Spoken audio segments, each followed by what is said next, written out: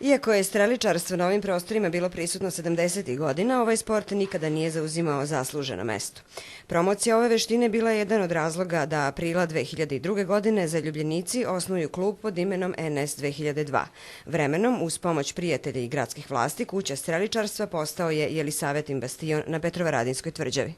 Kako smo krenuli, tako su nam se neka vrata otvarala, naišli smo na ljude sa puno razumevanja, naročito izvršni odbor grada nam je pomogao da dobijemo ove sve prostorije i terene na tvrđavi i polako su se uključivali ljudi u sve to koji su vole sport, koje su našli i sebe u tome nekako.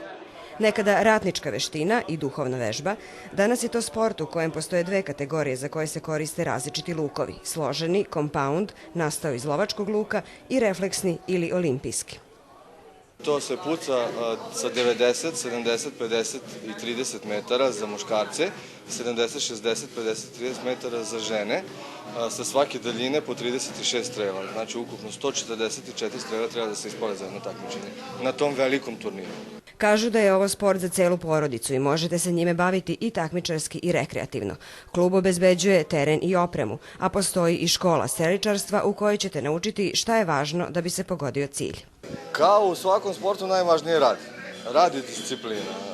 Ovde još ide i koncentracija i mirnoća uma i duha. To je, mislim, onako osnovna karakteristika streličarstva.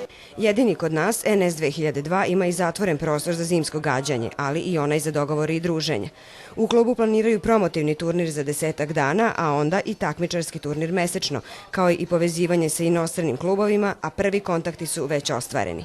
Da bi ovo zaista postala kuća sporta, ali i prostor za kulturna događanja, svaka ideja, kažu, je dobrodošla.